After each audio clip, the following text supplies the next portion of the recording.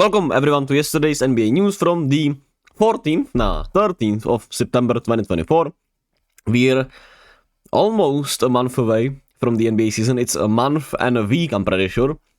But until then, we got the WNBA to hold us down and hold us up, actually, because it's fucking awesome. And the playoffs are coming, so get ready for that. Nonetheless, let's start with 3 NBA news, then we get into the WNBA games. Christian Coloco is finalizing an NBA return. From the reporting, it feels likely that he's going to go to the Los Angeles Lakers, who need, obviously, frontcourt help. But we'll see, because from the reporting, the Toronto Raptors, the LA Clippers, the San Antonio Spurs are also among other possibilities here for Christian Coloco, who was a second-round pick in 2022 for the Toronto Raptors. Next up, we have Taze Moore, hopefully I pronounced it right, who is signing a two-way deal with the Blazers. And obviously he has not played pretty much in the NBA. He played 4 games with Portland last season, and he'll get a chance on a two-way this year, obviously, playing for the G League team of the Blazers prior. And there is a trade rumor for the New York Knicks, which is about centers. Nick Richards, Walker Kessler, Robert Williams, and Jonas Valanciunas are all trade targets for the Knicks. And besides Nick Richards, all of these guys have been reportedly, reported in trade rumors, especially Walker Kessler over the summer, which feels like a little premature for Utah, but apparently Utah is already ready to part ways with him. And I mean, it was written with the season he had this year, a lot less playing time for them, so it would make sense to trade him if they really don't feel like he can contribute to what they want to do eventually. Robert Williams, of course, one of the premier defenders when he's healthy, but who knows how he will look after, what has it been, 2 years out with an injury? He has played little to no games since the finals then, and those finals might have been the reason for that, because he obviously played pretty much on one leg. So that is that, and Jonas Valanciunas cannot be traded early, but I mean, it feels like the Wizards will trade him eventually anyway. As for the WNBA, we had 5 games today, a huge slate before we have another huge slate on tomorrow. Not today, no games tonight actually. Everything's on Sunday, which I'm really happy because I'll finally be actually able to watch. 3 games will be at 9 p.m. here for us in Czech Republic, and 3 games will be at 12 a.m. which is very watchable, obviously, with the NFL also going on. So that's gonna be a fun sports evening tomorrow. But let's get into today's game. Today's game says the Connecticut Sun beat the Phoenix Mercury 88-69. Another great defensive performance from the Connecticut Sun, but I mean, the Mercury are just a team full of struggles. But besides Brittany Griner, who had a really great game, 26 points, 9 rebounds, 5 assists on 11 of 15 shooting, not 11-15 shooting from the field.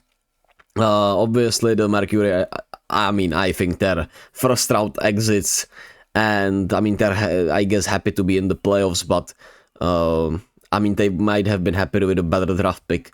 We'll see how they retool in the offseason. Maybe I'm writing them off too soon, but I mean, nothing they've shown us, especially since the Olympic break has been over, points to them actually being competitive in these playoffs. But that's the beauty of the playoffs, who knows, right? We'll have to wait and see. While on the other hand, Marina Mabrey continues to play really well. The Sun really have carved out those roles just perfectly. I think they've found their groove. Bree Jones had 20 points and 9 rebounds on 10 of 16 shooting from the field. I've been loving how she's been playing and how they've been, involving her more and more offensively. And the Connecticut Sun obviously will be dangerous in the playoffs, as we know. Then we had the Seattle Storm beat the Dallas Wings 83-81. Another good win for the Storm, even though they, not as, how can I pronounce this? Not as convincing as you would like for them. You take a win nonetheless, right? Especially with the way their season has taken a turn after the All-Star break. They need those wins to keep their spot, keep their place in the standings, because of course they could have still slipped down below Indiana, but I mean, with Indiana losing both those games to Las Vegas, it feels like those places are set and will be fighting for the last playoff seats. and the second seed, because obviously the Lynx and the Sun are fighting for that second seed. But Skylar Diggins Smith hit the game-winning free throws, and she had another really good game. 11 steals once again for this Storm team. They've been, really good in those. And another good all-around games for the starters. Into Jewel Lloyd once again shot 5 of 17. The starters played really well. Besides, of course, Eze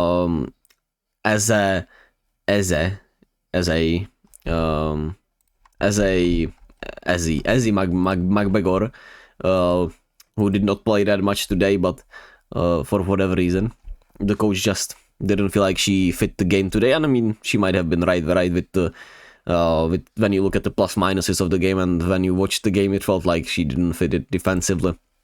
But of course, they had a huge third quarter comeback. The Storm did. They won the third quarter 34-13, and that's what obviously shifted the game.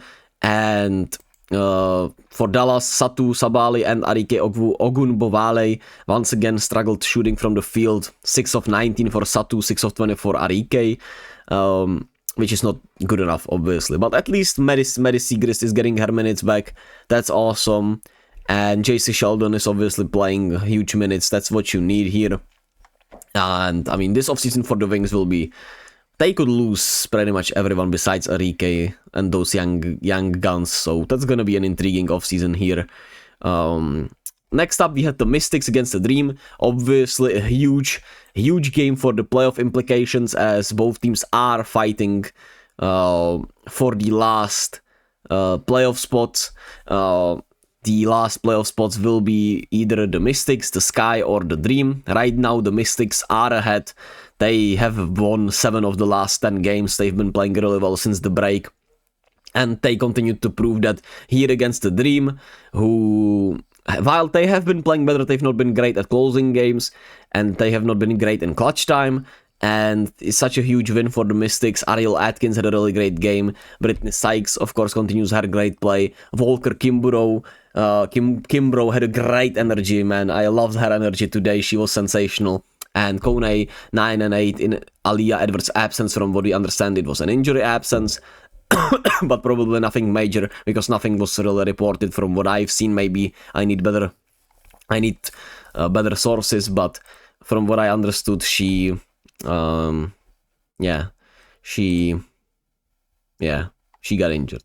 But we'll see if it's anything long term, because she's been great. Nonetheless, the Mystics get a huge win, despite having 20 turnovers and being out-rebounded and outshot from the free throw line. Once again, their 3-point shooting was huge for them, and their efficiency from the field compared to the Dream was huge. Where, I mean, Ryan Howard, after what she's been letting it fly, had just 2 of 10 shooting, 11 points. Alicia Gray has not been efficient lately, and Tina Charles had 4 of 16. So they botched up the biggest stars of the Dream, and that's what happened.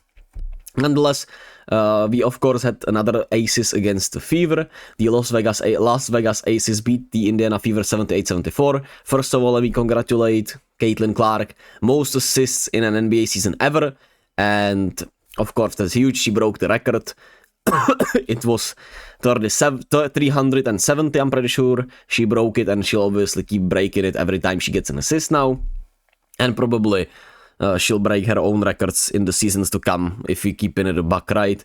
But she's also one technical away from a suspension, so we'll see how that works out, because the playoffs are coming, so she better get that out the way, or they better rest in some of the technicals. Nonetheless, Chelsea Gray had her best game since the break, I'm pretty sure. 21 points, 2 rebounds, 6 assists on 7 of 11 shooting from the field. A really great game. The Aces once again kept the turnovers down and outshot the Fever from the 3-point line, which was huge, despite being out-rebounded. And, they won in the paint, the Fever did. The big 4 for Las Vegas showed up. Asia Wilson had 15 points, 17 rebounds. Jackie Young had 12 points, 2 rebounds, 6 assists. While not as efficient, it was one of her better games for sure. And Kelsey Plum had 18 points.